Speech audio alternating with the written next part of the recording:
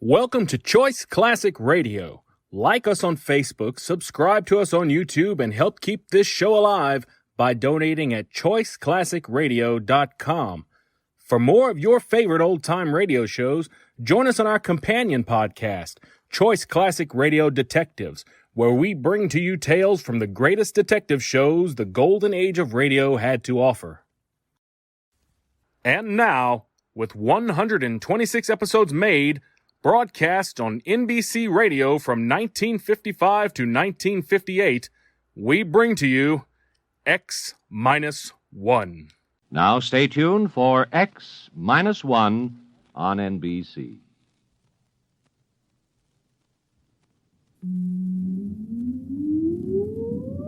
Countdown for blast-off. X-5, 4, 3, 2, X-1, fire.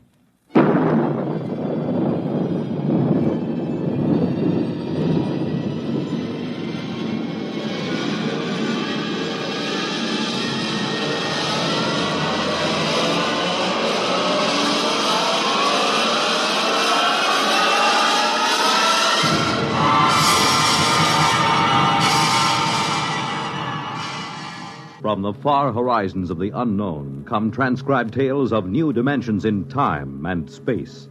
These are stories of the future, adventures in which you'll live in a million could-be years on 1,000 maybe worlds. The National Broadcasting Company, in cooperation with Galaxy Science Fiction Magazine, presents X-1.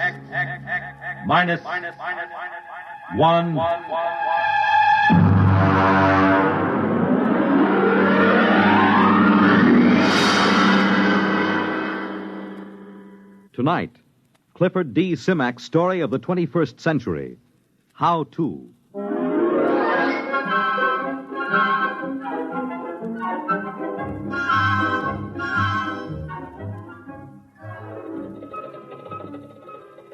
Build your own three-dimensional color TV set. Complete kit, screwdriver assembly in 3 hours. Nah, I've done that. Well, let's see. A dog is man's best friend. Build your own dog. Complete kit, spaniel model, only $250. Yeah, hey, that's it. My next project.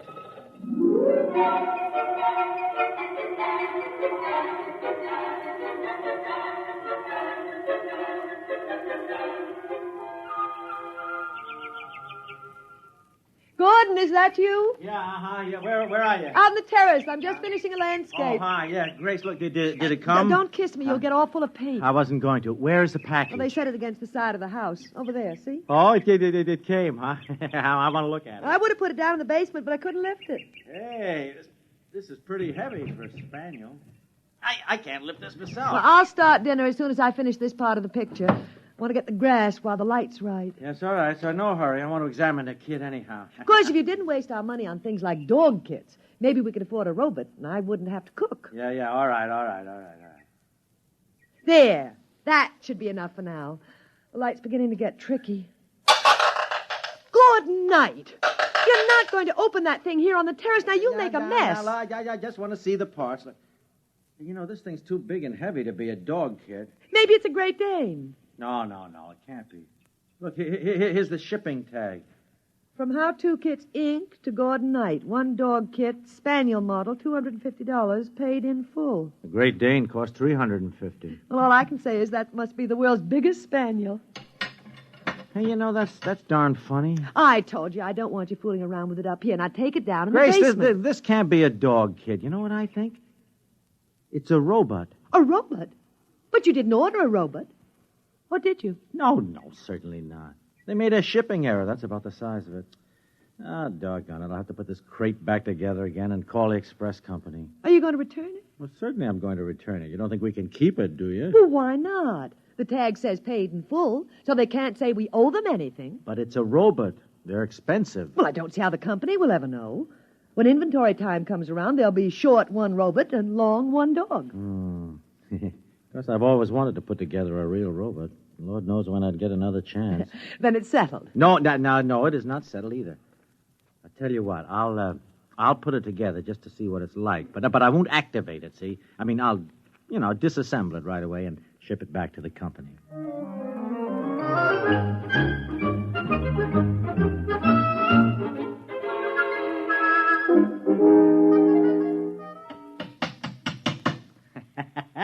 Well, there we are. Grace, look at it. Isn't that a beauty, though? You finished? Well, all but the activating. Oh. Grace, What?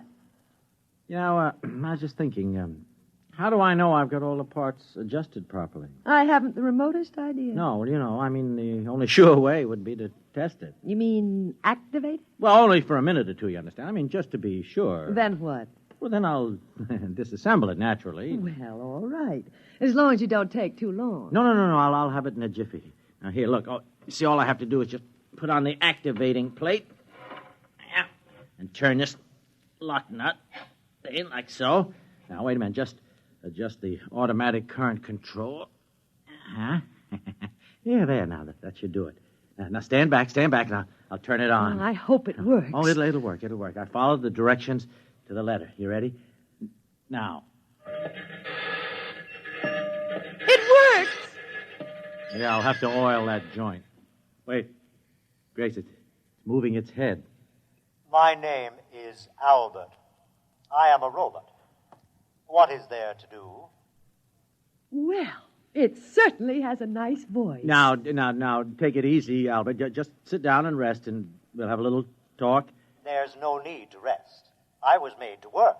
Well, as long as it, doesn't need to rest, I can think of 100 things for it to do. Now, there's the house and the garden and the lawn. No, look, Grace. I wonder if he could learn to cook. A robot can be taught to do anything a person can do. Oh. No, hold on a minute, Albert, please, and listen to me. We can't keep you, you understand? I mean, you were sent here by mistake.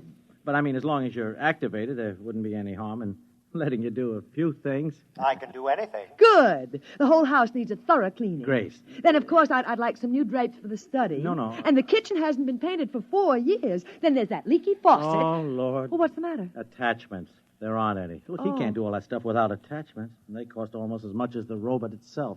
Don't worry about attachments. Just tell me what's to be done. Well, you heard my wife. Oh, what about your grounds?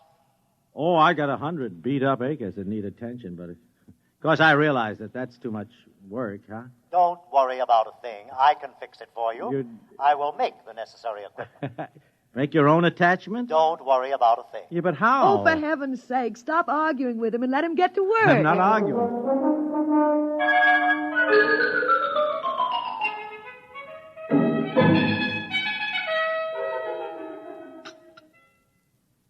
Morning, Gordon. Your coffee's ready. How'd you sleep, dear? Oh, not so good. Kept hearing noises all night. Oh, that was Albert working in the basement. Yeah. Albert?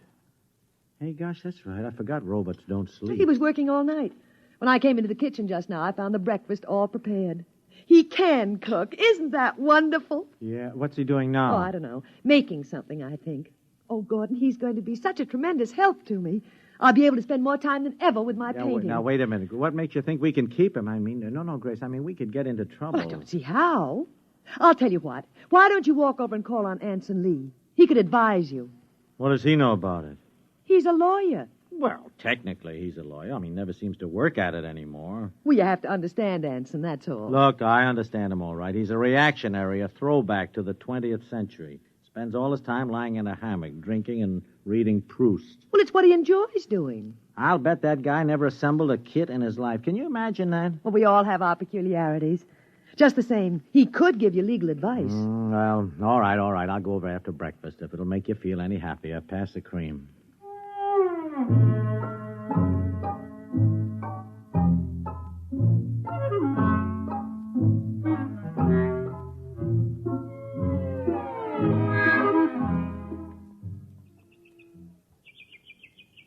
I'll have a drink night. Hard cider. Made it myself.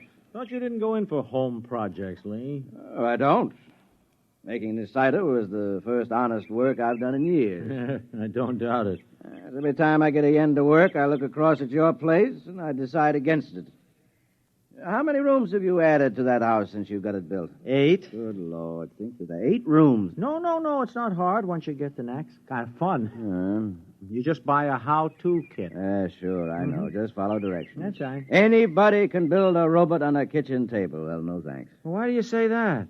What? I mean about building a robot. Oh, I don't know. I suppose I expect you to start building one any time now. You've done everything else. What's got into people these days, Knight? They just aren't equipped to enjoy their leisure. That is, most of them aren't. Me? I am. I read, and I lie in a hammock, and now and again I even think. Yeah. Yes, I guess that makes me an eccentric. Here, have another drink. Oh, no, thanks. I'll have to get back to my place.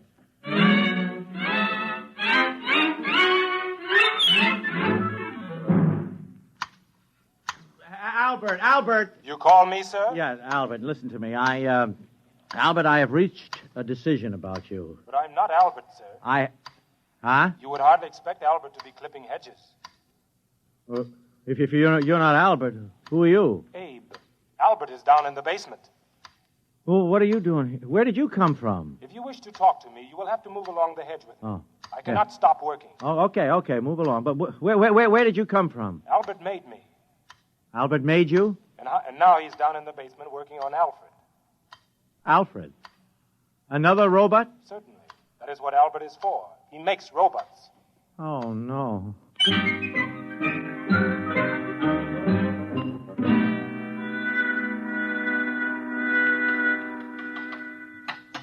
Albert. Oh, there you are. Albert, what's going on here? I'm reproducing. What? I have a built-in mother urge. I don't know why they named me Albert. I should have had a female name. Oh, but you shouldn't be able to make robots. Look, boss, you worry a lot. You want robots, don't you? Well, yeah, I guess everybody could use a robot. I make robots. I'm making all you need. Albert, put down that head and listen to me. I want to have a serious talk. Sure, boss. What's on your mind? Now, Albert, I just looked through your packing case and I found this tag. Look, it says X, 190. X, Albert. Don't you understand? That means you're an experimental model. That's correct. You were never meant to be sold. That is also correct. I know. Don't you see? That means trouble. I can't keep you. I've already taken care of that. How do you mean? I filed off my serial number and replated the surface. Well, why did you do that? So that they can't come around and take me back. They made me, and then they got scared and shut me off. But you're not afraid of me. I'm You not. assembled me and let me go to work. Yep. I'm sticking with you, boss. Wait a minute. This could mean a lot of trouble for me, Albert. No trouble. They can't prove a thing. I'll swear that you made me. I'll not let them take me back. They will take no chances next time. They'll break me up for scrap. Oh, but look, if you make too many robots... Robots are useful. You need a lot of them in this place. Now, don't worry, boss. Everything will work out. Well, I'll take good care of you. yeah. Now, I must go back to work. Adelbert is nearly finished.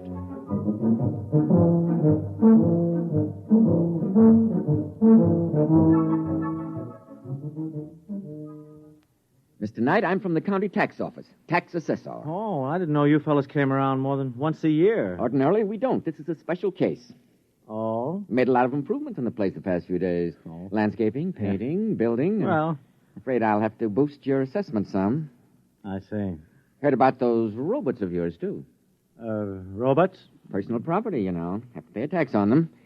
Just how many have you got? Oh, one or two. I've been counting. They move around so fast I can't be sure, but I estimate the number at 38. That right? If you say so. 38 it is, then. They cost $10,000 apiece. I'll assess them at 5. That's $190,000. Oh, no, hey, that's pretty steep. But I'm going easy on you. By rights, I should only allow you a third for depreciation. Well, that's it, Mr. Knight. $190,000. Wait. We'll send you the bill with your quarterly statement. But... Good day. Good day.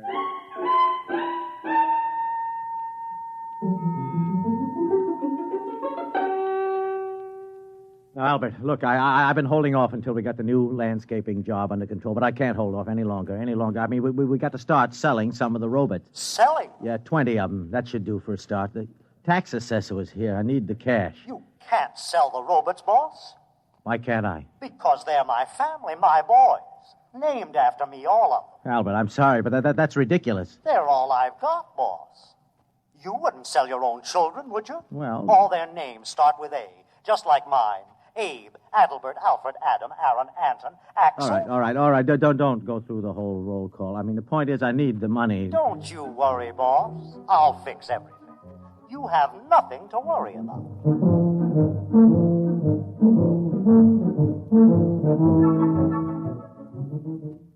The point is, Mr. Knight, the Internal Revenue Department is always interested when a citizen shows a substantial capital gain during the year. Capital gain? I haven't made any capital Oh, gain. come, sir. I'm talking about the matter of some 52 robots. Well, as I understand it, their retail value is $10,000 each. So they say. 52 times 10,000 is $520,000. On capital gains, you pay 50% or $260,000. 200, oh. A tax roughly of $130,000. What do I do? By the 15th of next month, you must file a declaration of estimated income. You pay half of the due tax at that time and the balance in monthly installments. And there's one other matter. One other matter? We investigated. We found you make $10,000 a year. Huh? Would you tell me, out of personal curiosity, you understand? I understand. Just how a man of your particular means could show a capital gain of $500,000 in so short a time? I'm beginning to wonder myself. Well, our only concern is you pay your tax. Yeah. However, some other branch of the federal government might very well want to ask some questions sometime. Oh? If I were you, Mr. Knight, I would be ready with some answers. Yeah. Good day. Good day.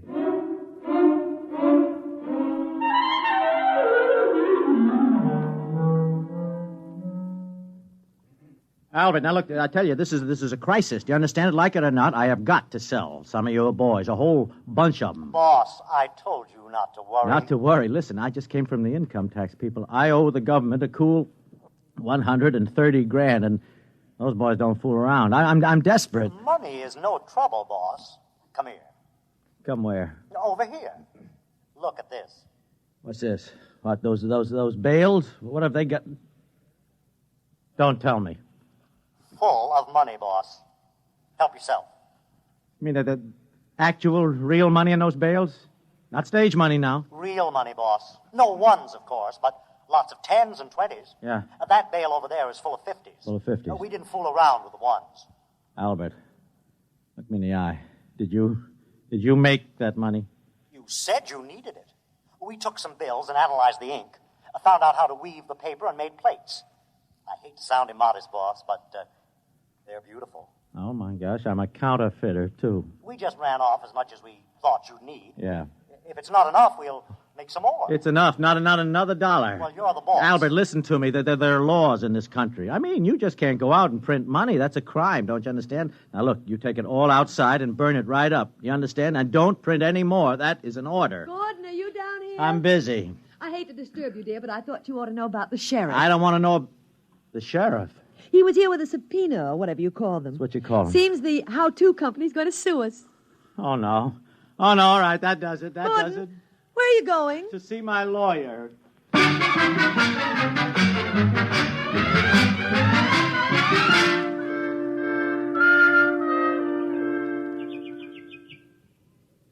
Well, offhand, old man, I'd say you were in quite a jam. I didn't have to walk all the way over here to find that out. The point is, Lee, what in the name of heaven can I do? Well, first, you'll have to file a declaration of estimated income.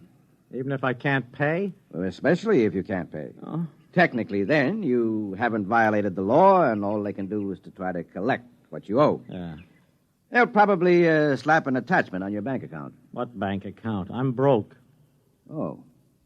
Well, then I'd say your major worry is the How-2 company suit. Yeah. Now, if I were you, I'd settle it out of court. Out of court? Mm-hmm. They might call off the action if you returned all the robots. Albert says he'll testify that I made him. Well, Albert can't testify. As a robot, he has no standing in court. Mm-hmm. No, you better give them back and get what terms you can. No. I won't do it. Huh? I won't. Don't you see? They don't want Albert back because they can use him. They want to break him up to maintain their robot prices. Don't you see? It might be 1,000 years before his principle is rediscovered, if it ever is. Mm-hmm. Would that be bad? I don't know.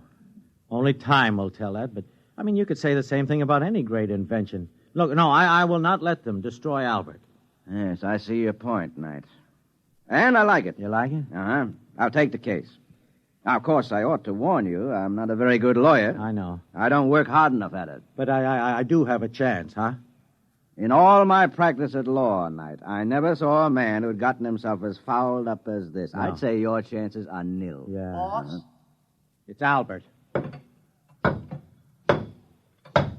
Boss, I heard about the suit. Yeah, it's all right, Albert. Mr. Lee here is going to handle our case. We robots want to help.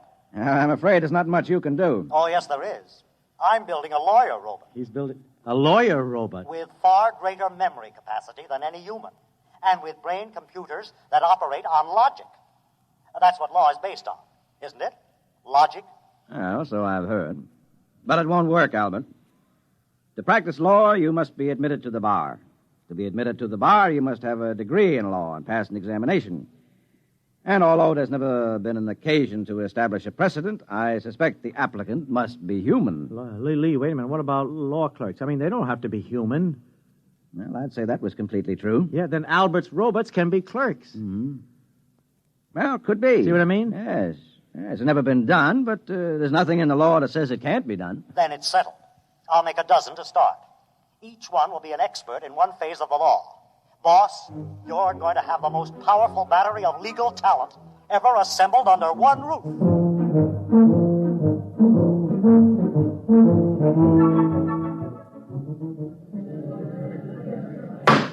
Quiet in the court. Mr. Lee, what is the meaning of this outrage? What outrage, Your Honor? Those robots sitting at the defense table. These, Your Honor, are my valued assistants. Robots? Yes, Your Honor. Take them away. They have no standing in this court. If Your Honor will excuse me, they need no standing. I am the sole representative of the defendant. My client is a poor man, and he is opposed by the most formidable array of legal talent money can buy. Now, surely the court will not deny him whatever assistance he's been able to muster. This, sir, is highly irregular.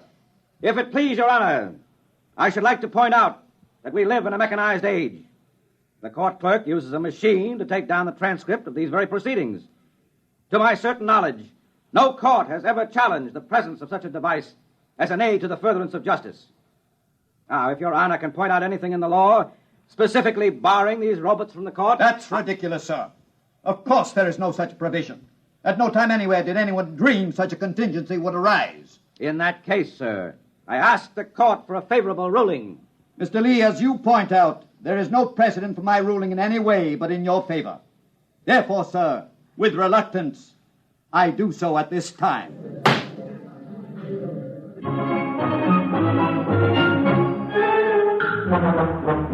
And what kind of a day has it been? It's a day in which a new kind of trial has suddenly captured the imagination of the public. A trial in which a man accused of misappropriating a robot has brought into court a whole battery of robots to aid in his defense. To give validity to their argument, Your Honor, it must first be proved that these robots are, in fact, the property of the plaintiff. That is the issue at trial in this case. So, in the now famous robot case, the issue has come down to this. Was the robot stolen or was he liberated? It is a far-reaching question indeed. Your Honor, I have already established that robots are possessed of free will, that they have the power of reasoning, and that they can most certainly reproduce. As to my worthy opponent's fourth contention, that they have no spiritual sense, I contend that this is irrelevant. There are agnostics and atheists in the human race, and in general, no one has denied them their full rights on this count. And so the trial has at last come to its end. The whole nation, indeed the whole world, awaits the momentous decision which must be handed down. In Washington, D.C., Treasury officials have been meeting steadily for a week to find some way to avoid the loss of the enormous taxes on robots in the event the decision rendered is in favor of the defense. One high government official has said that if robots are declared free and equal, it means they must be given full citizen rights under the Constitution. Already, the chairmen of both major political parties are mapping campaigns to corner the robot vote.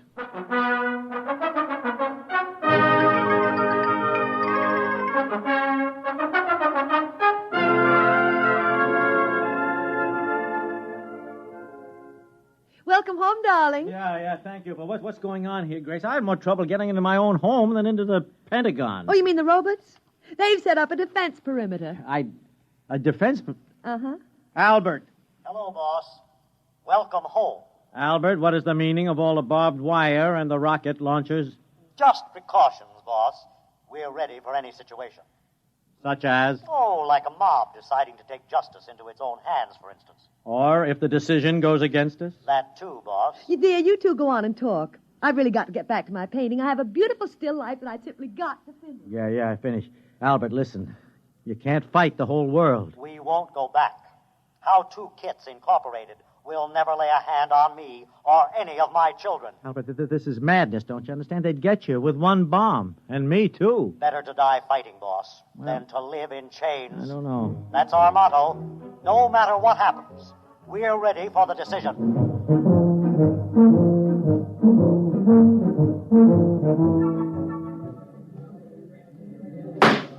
The court is ready to render its decision. It is the most difficult decision I have ever made. For in following the letter of the law, I fear I may be subverting its spirit. After long days of earnest consideration of both the law and the evidence, as presented in this court, I find for the defendant, Gordon Knight. I cannot rule otherwise. May I add that this ruling, in spite of the fact that I myself made it, outrages my social conscience.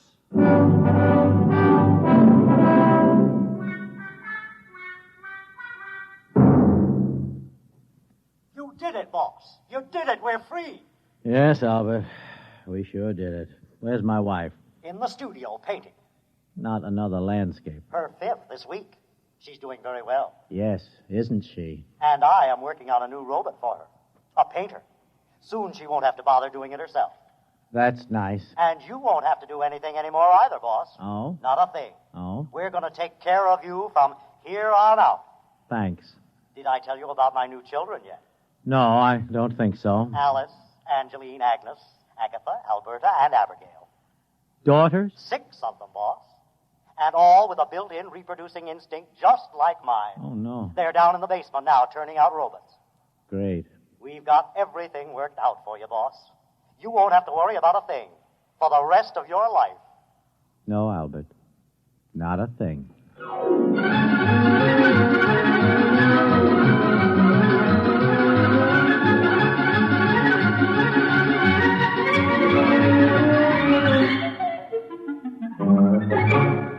You have just heard X-1, presented by the National Broadcasting Company in cooperation with Galaxy Science Fiction Magazine, which this month features Name Your Symptom by Jim Harmon, a story of a future in which anyone who shunned the cure needed to have his head examined, assuming he still had one left. Galaxy Magazine on your newsstand today. Tonight, by transcription, X-1 has brought you How-2, a story from the pages of Galaxy written by Clifford D. Simak and adapted for radio by William Welch. Featured in the cast were Alan Bunce, Ann Seymour, Les Damon, Joseph Bell, James Monks, William Key, Lawson Zerby, Santos Ortega, and Ben Grauer. Your announcer, Fred Collins. X-1 was directed by Daniel Sutter and is an NBC Radio Network production.